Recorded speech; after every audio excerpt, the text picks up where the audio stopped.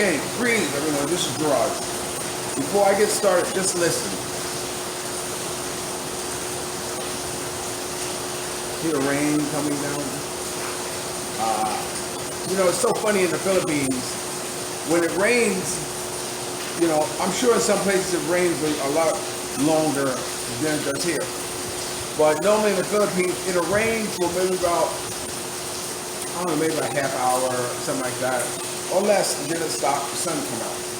So it's not unusual to see people driving their scooters in the rain and then just pull over under somewhere, shelter from the rain, and just wait. And then the rain will stop and it comes out. Okay, greetings everyone. My name is Gerard,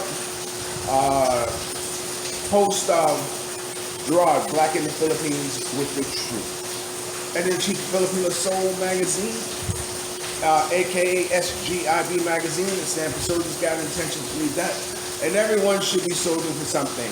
A dream, a goal, an idea, trying to do something. S.G.I.B Hip-Hop, Urban, Raw, the Truth, a photographer's magazine. Hip-hop, because it recognizes the most dominating force in music, which is hip-hop, since 1998. 98, because I was in prison at that time, and I was reading everything I can get my hands on. And I read an article that hip-hop had just passed the most popular genre there was at that time, and that was country and western music. But wait, before we get started, you know what I gotta do? I gotta set the mood.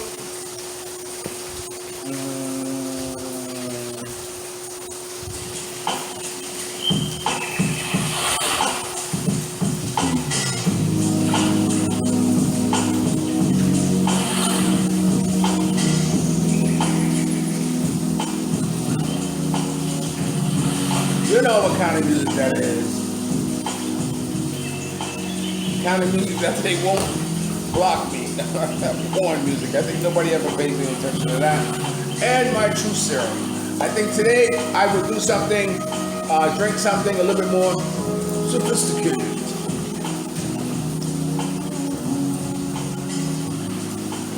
I don't know what your landlord does for you. But mine gave me this bottle of red wine, and as you see, I've been putting a dent in it. So I'm going to pour myself a glass of a vintage wine, and we'll get started. Some people like to put ice in it, but you know what's funny? You don't put ice in red wine. Red wine should be served at room temperature. Of course, you can't always put wine in it, ice in it, but to each though. As I said, hip hop had passed the most popular genre there was, which was country and western. Urban because it's another product manifested from the streets. There are no big donors, no corporations, no bailouts, no loans. To help me put my magazine together. And it's funny because right off the top, I was thinking about that, I went to one of these seminars for veterans loans, business loans. So, so I said, okay, so I went there and I met someone and I had a package, I had a projection,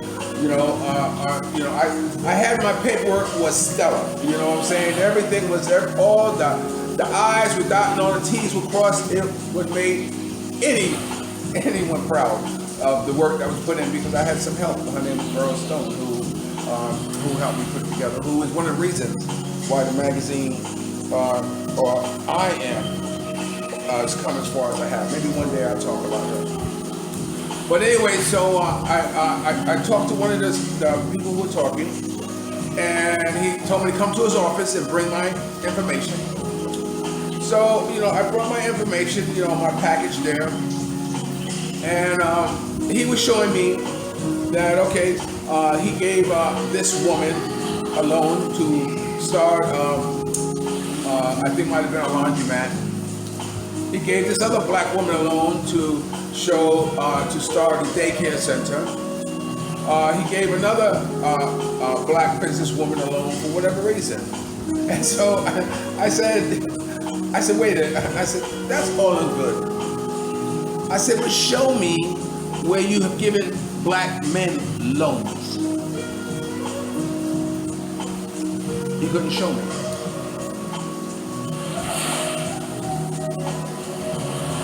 You understand that, you know, when equal rights and all that stuff came about, it came about off of the backs of blacks, you know. But in that umbrella, it swept in women, it swept in, a lot of people that opened it up to, to avoid it being specifically for blacks, because that's what it was designed for, equal rights for blacks. But gays and women, and all of them have reaped the benefits of that equal rights thing and left the black male far, far behind. So I wanted to say that. So they're hip-hop urban raw because what you see is what you get. Just like this video. I'm doing this video, and what's in this video is what you're going to get. There's no editing, there's no special effects, although I did try it. There's nothing other than just the rawness of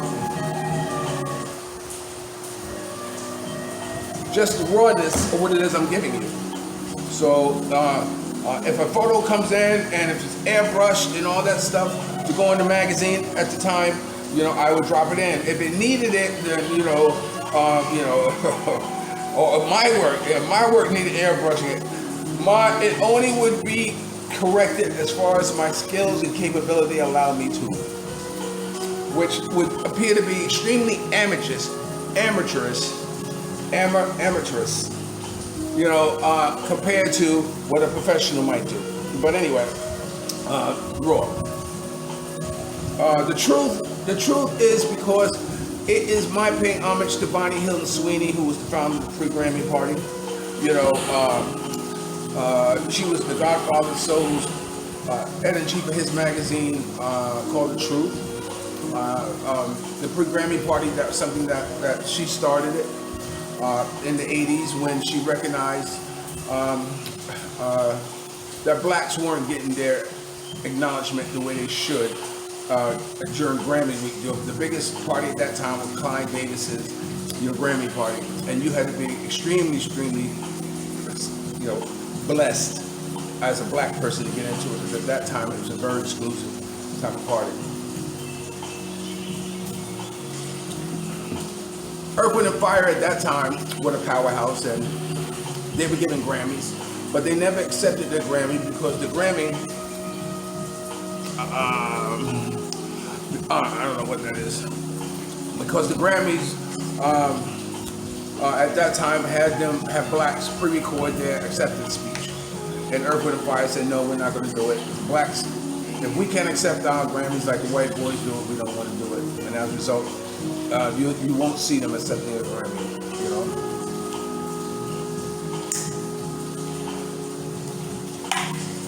So at that time, Vonney decided to have a party at the end of Grammy week on Sundays, so blacks would be able to come and pay homage to their accomplishments and achievements during that year. It was also, I almost put the wine on Helen. At that time, people in the community also received awards and et cetera for their contributions. So it morphed into something beautiful, something huge. I can go down the list and tell you who was there. It'd be easy to tell you who wasn't there. But it was a place to be. So I always pay homage to Vonney, and I was a personal photographer. It's funny because I was thinking about, I'm listening to Patrice O'Neal. Patrice O'Neal is a comic who passed away a few years ago. And my last event I wanted to put on, I was honoring Vonney, Hilton Sweeney, Ollie Woodson, former lead singer of The Temptations, Patrice O'Neal, and MC Carter. MC Carter was founder of the Players Toast. Him and Ice-T. That's an interesting story. I'll tell you that. Just hold on a second, because I got something else I want to talk to you about. But anyway, so Patrice O'Neal, I'm listening to him, so that brought to mind about Patrice, very funny guy. I want to pay homage to him because during the time I was putting it together, he had passed away. I think a kidney failure or something like that. But MC Carter was Ice-T, who you might best know from Treat Her Like a Lady. He was also a gangster rapper who did a song called Cop Killer. So MC Carter had got arrested and put into prison. And so he talked to Warden in prison and doing a concert. And the warden said, okay, I'll let you do a concert. So MC Carter called all the shot callers in prison. He said, look, I'm bringing this here. You have to assure me that you can keep your people in check and nothing is going to go wrong, because this is like my thing, you know what I'm saying? Nothing's going to go wrong because we can have a lot more of these, or whatever reason it's being, but they agreed. So Ice-T, who else was there? The Dramatics were there. I want to go outside in the rain with, what's his name? J.R. Reynolds, or R.J. Reynolds, who I used to sing with the Dramatics, or I sung with the Dramatics. That's a story all in itself. So anyway, what happened was that Ice-T was put on the venue. And so the concert came, and he was booked under his governor name, Ice-T's governor name. It wasn't Ice-T, it was his real name. And Warden didn't know Ice-T's real name, so of course Ice-T was trying. He did his cop killer thing, and everybody was like, "Wow, how the fuck this happened?" You know what I'm saying? So that's how the concert came about. So what happened was that when MC Carter got out of prison, at this time Ice-T was growing up. Ice-T was doing movies. I don't know if he may have already latched the gig on Law and Order or not, but Ice-T was growing up. So when MC Carter got out of prison, Ice-T told him, he said, look, Mike, his name is Mike, he said, look, what do you want? He says, do you want money? You want a job? He says, what do you want?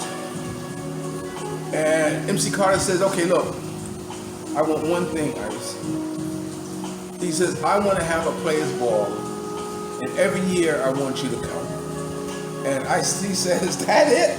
Is that all you want? Is that all you want? You want me to show up at your event once a year? He said, yeah, just once a year. And Ice-T said, bet. And that's how the Players Ball came about. If you ever watch some of the earlier Players Roast or Players Ball, whichever one, you will see where Ice-T is completely raw. It's raw. It's players' acknowledgement, the pimps, hoes, hustlers, all that stuff. People in that side of life. They call it in the light. And they were given awards. And so when I interviewed Carter, I asked him, I said, what is it? What is it that you enjoy? What is it that you enjoy about the about the event? He says, I enjoy the preparation. He says, I enjoy finding a venue. I enjoy knowing the girls are putting on their best. The cats are wearing their best. The limousines. He liked all that part of the event that he really got off on, which is good.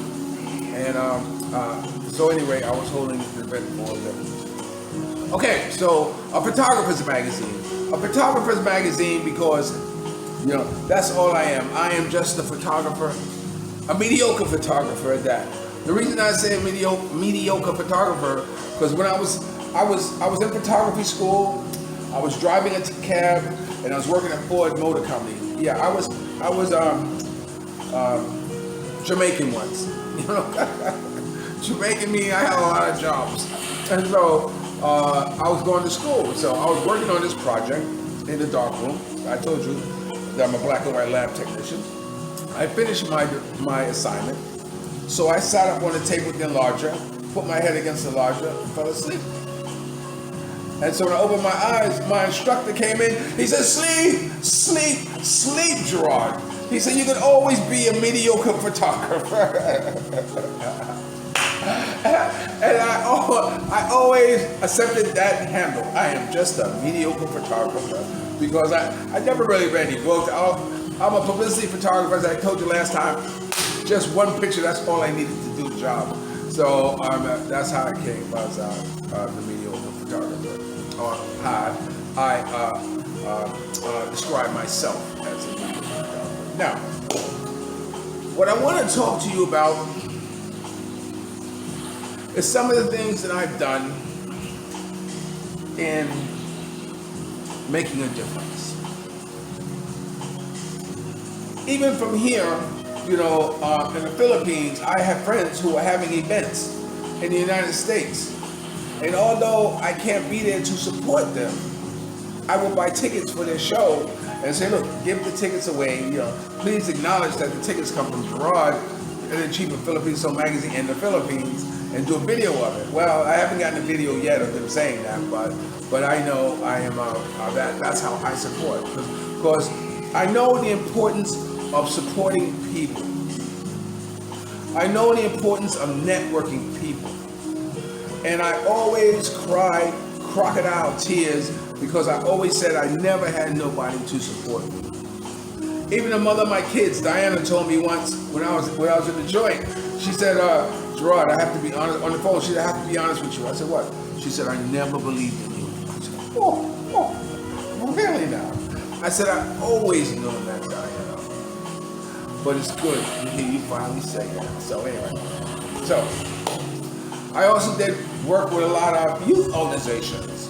Even when I was taking martial arts, you know, I used to work with an instructor, and we used to do demonstration for kids, or at Boys Harbor, which is a place in New York, or the NAACP, which is the National Association of Advancement for Colored People. For those of you who don't know NAACP, what it stands for.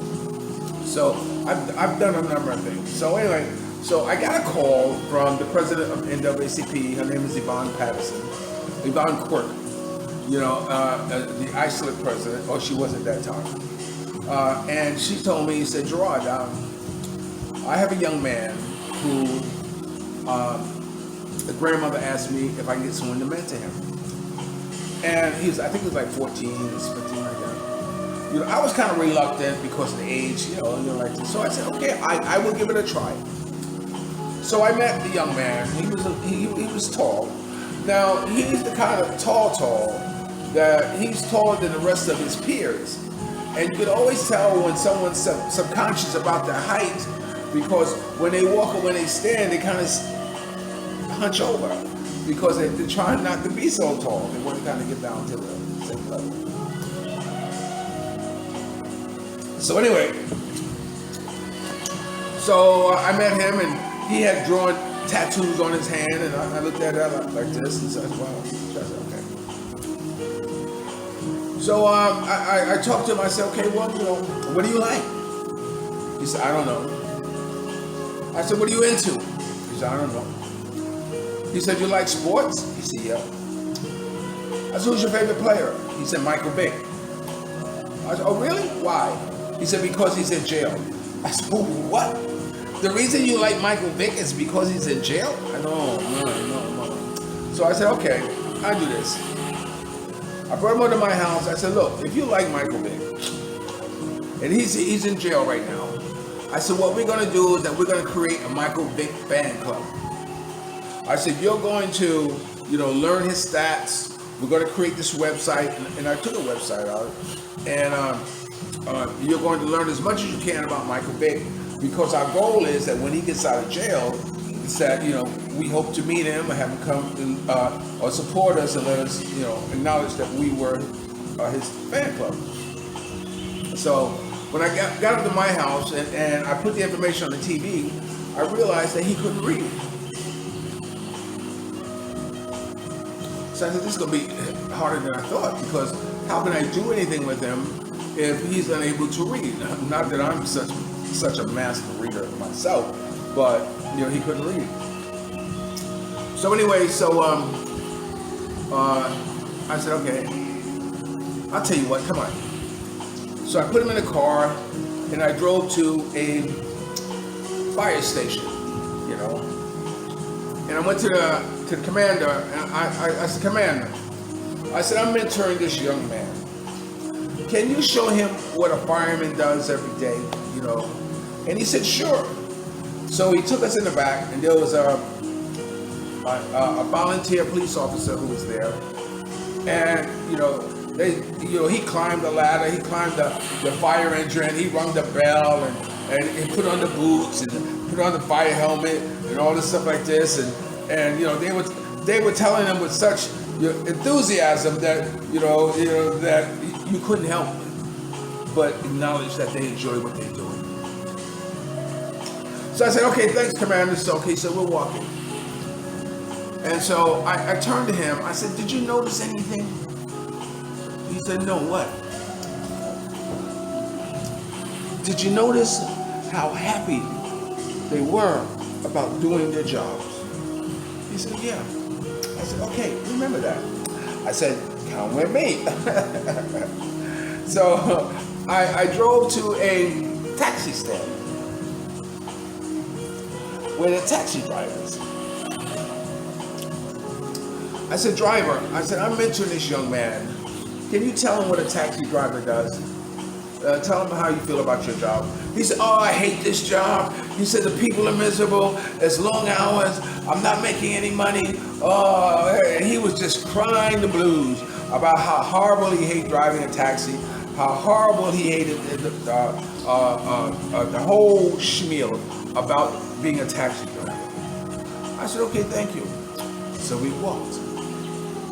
I said, did you notice anything? He said, no. I said, did you notice how unhappy they were about doing their job? He said, yes. I said, okay, you have a choice in life. You have a choice of doing something that makes you happy in life or doing something that makes you miserable in life. He said, that is the choice that you have to make. Okay, so he got the point. So I take him into New York City the next day. I have a Lincoln, because I had a car business. I have a nice Lincoln LS, automobile. So we're driving, and he's in New York, and he reached over and blew the horn, because you hear a lot of horns blowing in New York. So he beat the horn. So I didn't say nothing. I did not say nothing. He reached over and blew the horn again. I didn't say nothing. He blew it again. I said, I didn't say nothing. I let him blow the horn all day till his little heart was content. He was, if that's what you want to do, blow the horn. So the next day I picked him up and we're driving on Long Island.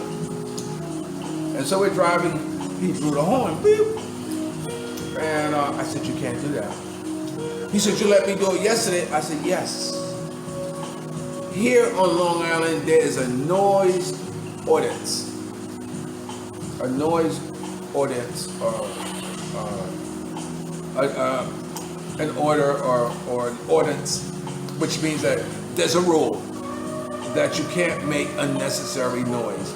And blowing a horn unnecessarily violates the law, and you can't do that. Ordinance. Okay, so I'm driving, and he blew the horn again. Boop. I pulled over. I said, do you know what you just told me when I asked you not to blow the horn and you blew it anyway? You know what you were telling me? He said, no, what was I telling you? You were telling me that you don't give a fuck what I say. I'm going to do what I want to do. Fuck you. I like this. And he was like, I said, that's what you're actually saying when someone asks you not to do something and you do it anyway. And so at that point in time, I said, no, that's it.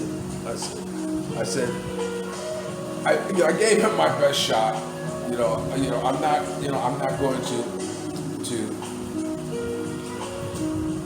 I'm not going to mentor this.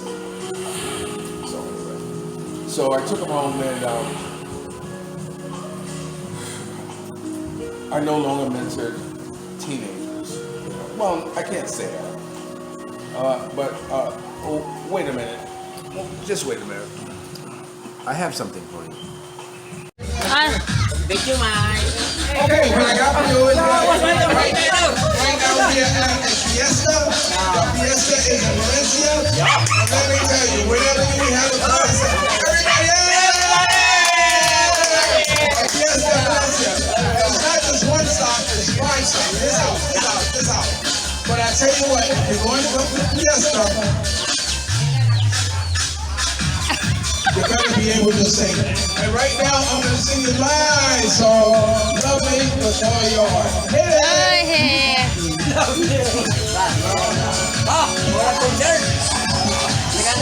Here we go.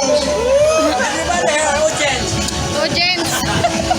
Love me with all your heart, that's all I want,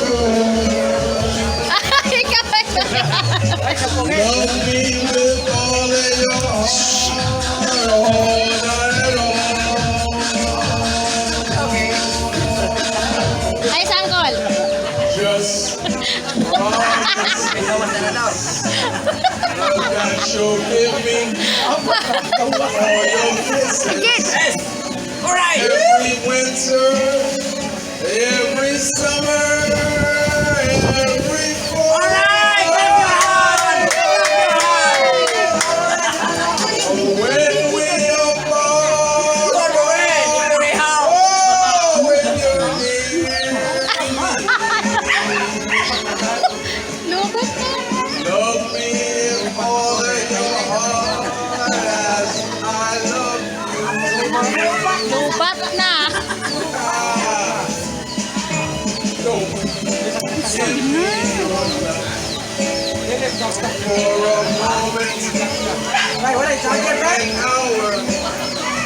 Always love me as you love me from the start.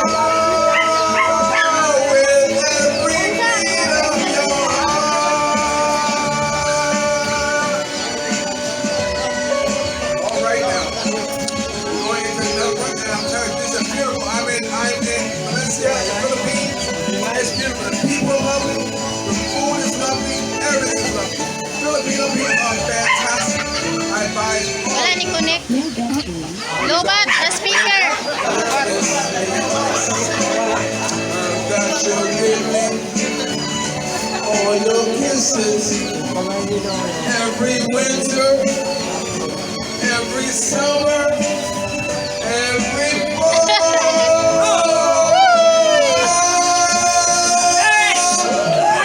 We are when you're near me.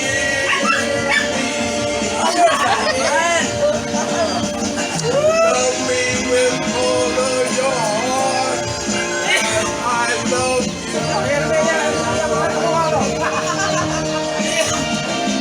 You're on a concert. For a moment, for an hour, always love me as I loved you from the start. With every beat of my heart.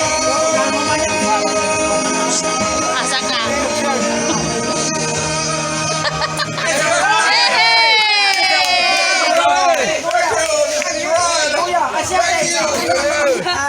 Amen. Did you enjoy that? Okay, I told you the story about that young man. Now let me tell you the story, another one. I was mentoring a group in a church. It was young teenagers. The mothers of these teenagers, they decided that summer school was out, but what they were going to do is that they're going to have their own summer classes, summer courses, to keep their children busy, doing projects and all that stuff, taking them places and what have you. And so, I was there, and we hung out like this as a mentor, I guess. And this one girl, she was tall, and she had that same complex. She felt awkward.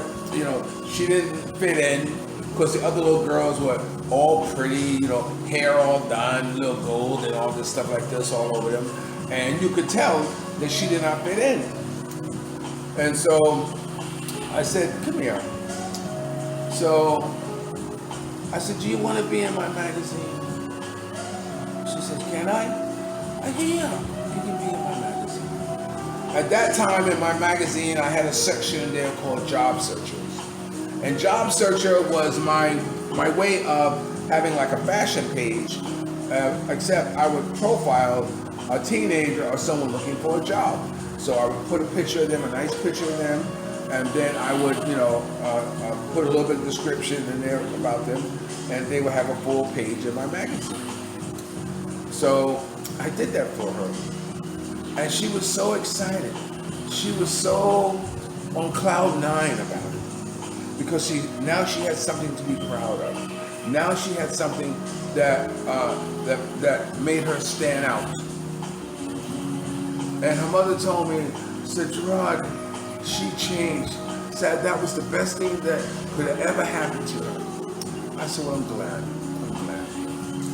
You have to make a difference. I saw her a few years after that. And so she says, Gerard, how are you? I said, I'm fine. How's your daughter?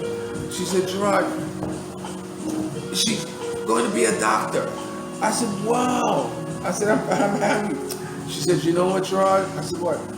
She has that picture in your magazine on her office wall that you took of her. She said, Gerard, I'm so thankful for that. I said, whoa.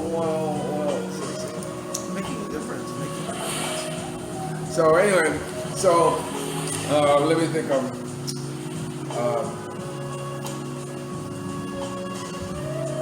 who else? I remember once I was in this event. It was a huge event, and I was sitting there, and of course, they acknowledged me in the crowd. We have Gerard, editor-in-chief of Filipino Soul magazine in the house. S.G.I.B magazine in the house. And so I stood up, I waved, like this, like that. And at the end of it, this guy comes up to me. And he says, I only have one press kit. He says, I want to give it to you. Yeah, I said, well, okay, thank you. Because you see, my thing was, for me to do anything with you, you have to have a press kit. A press kit that consists of a photo, a bio, a tape or CD of your work. You have to have a press kit. Unless you plan on handing something, because you have to have something to mail, to send to people. People aren't so quick to get on the computer and Google you and look at your body of work. No. You sell them a press kit. Like I get a press kit, and when I'm driving in the car and I pull a CD out and I put it in, and now I'm listening to it. So that's the importance of a press kit. So he gave me his press kit. When I opened his press kit, I was blown away. His name was Kwesi Salassie. Kwesi Salassie was a reggae artist from Ghana. I'm gonna say Ghana. And he had such a body of work that I could not believe. And so I started working with him. I started having events, with him, and it was just, I still chat with him today. And we had he put out an album that I worked with him with during that time, and he gave me credit on the back of the CD. So I had an event on Super Bowl day, and people came. You know, even Michael Harding, who was the head legal counsel for Reverend Dr. Al Sharp, he came. He said, Gerard, he says, I must feel something for you to be here on Super Bowl. But we had a launch party. We had a launch party in Canada. So I grabbed my photographer because I got a photographer too. And so we drive to Canada. So we're driving there, and at the border they said, have you ever been arrested? So I said, what black man never been arrested? He said, you can't come into Canada. I said, what are you talking about? I can't come into Canada. He said, no, we don't let people with DWIs come to Canada. Yours is, we can't come into Canada. So we're supposed to be at this launch party, and I'm like blown away that I can't come. So I was determined to get into Canada. So I came home, I drove back the next day, and they told me, well, I can pay like $2,000. There's no guarantee they're gonna approve it like this, but you can do that. I said, you know what? I love you, Canada, but I'm gonna love you from afar. One of those type of things. But Kwesi Salassie, if you get a chance to listen to him, now he had a song that I thought was commercial, that was able to play on the radio. Often the time you have artists who still put out music, but it's not played on the radio because they're not interested in that. They'd rather play whether they play their own format and keep it like that, and they X everything. And that's the thing what ruined radio, is things of that nature. But if you get a chance, listen to Kwesi Salassie. He's got maybe about 6 or 7 CDs.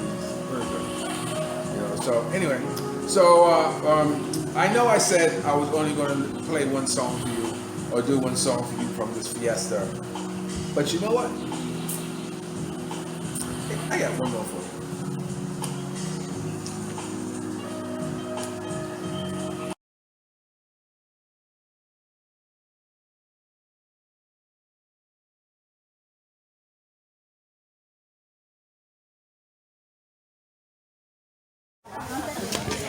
Kanta, oy. Hindi. Kanta na mo. Okay. This is my second song. Why, asa plato ba? Mabuak man This is called One. Because I can't read, I'm not going to try to read the lyrics, but I'm going to sing along with the original video. The original video is very interesting. I could not understand the video because, they were dancing in the street, and a car come and he grabbed them and started, like this, and I couldn't figure out why. But it's a beautiful song. One means what? What does one mean? Buwan. I love you. There's a line in the song that means the yellow moon, yellow sky. It means I love you to the moon and back. And the moon is Yes, it's a beautiful song. Okay, so we're going to do it again. Unlock your phone, please. May gulay. Okay, here we go. Okay, and I'm going to do it with the original video, so that way at least you'll understand some of the lyrics. Tubang sa At least you triangle. understand some of the lyrics of what I'm saying. Tubang sa angle, Okay, I sing it better with them because they know what they're saying. Sina? Here we go. This is called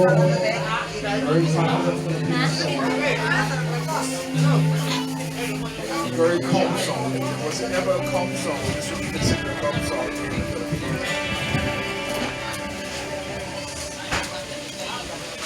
We say For sure, Mag. No? No, it's kan ikon ko no. Lyrics.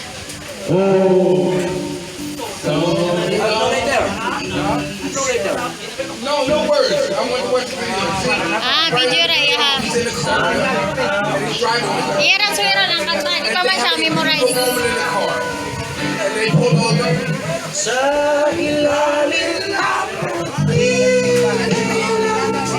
Oh my God. You have to watch this video. It's so nice. She's dancing in the street.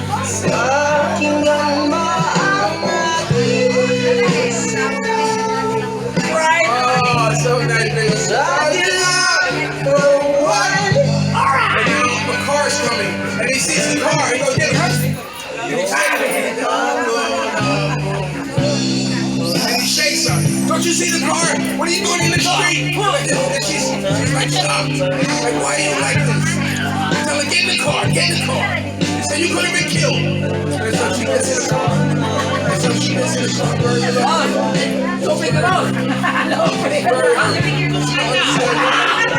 He's so mad at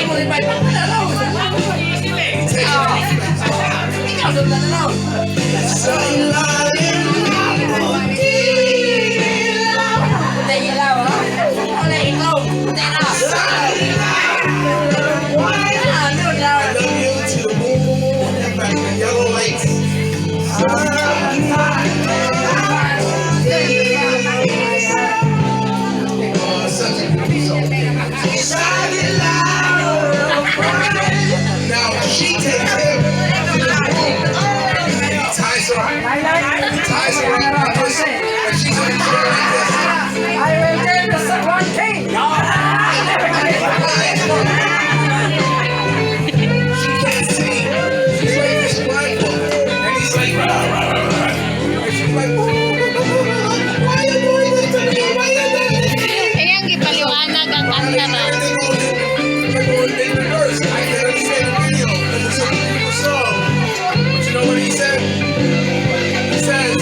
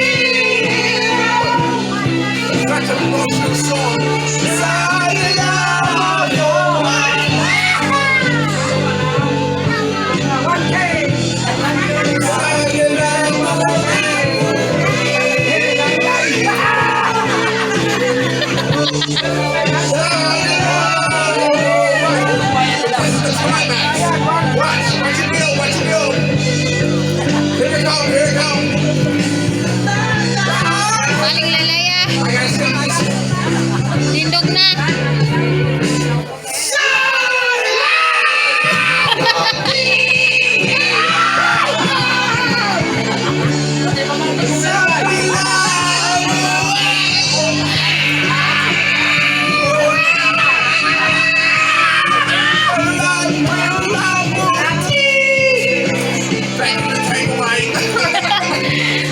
Muna gawa sa tanduay.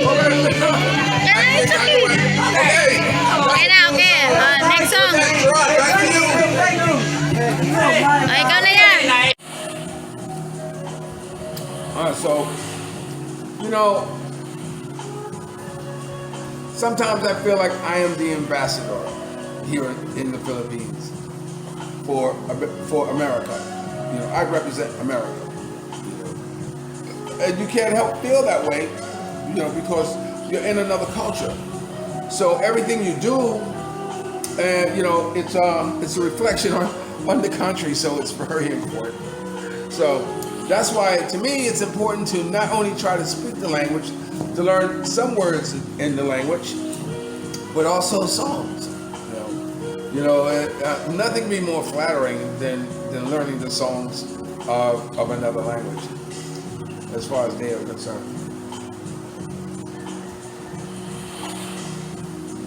Now,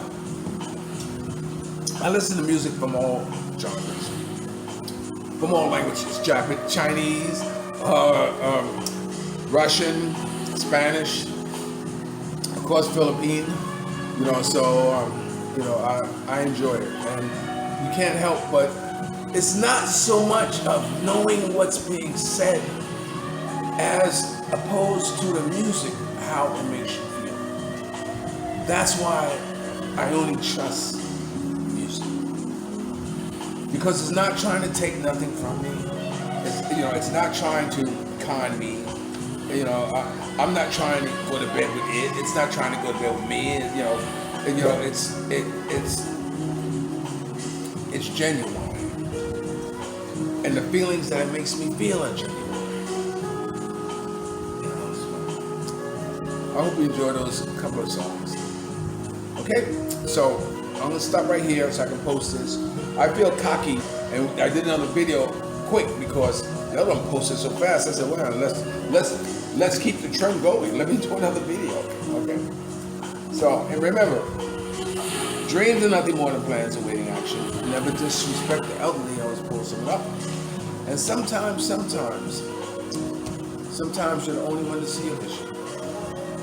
And the best revenge in life is to live good. I'm living good today. I hope you are too. And if you're lucky enough to have a dream, a goal, an idea, a train of thought, if you don't have one, don't worry about it. Do what I used to do. Get as much as you can, as fast as you can, and go on. And if you're lucky enough to have a woman like Ali Woodson, former lead singer of The Temptations, once sung, treat her like a lady. And ladies, if you're lucky enough to have a good man like me, make me feel like a king. Okay, so remember, I will always love you more.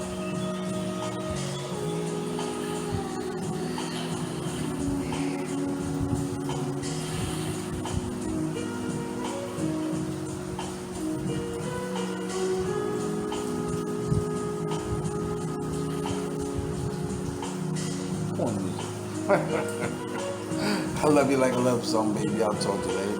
Peace.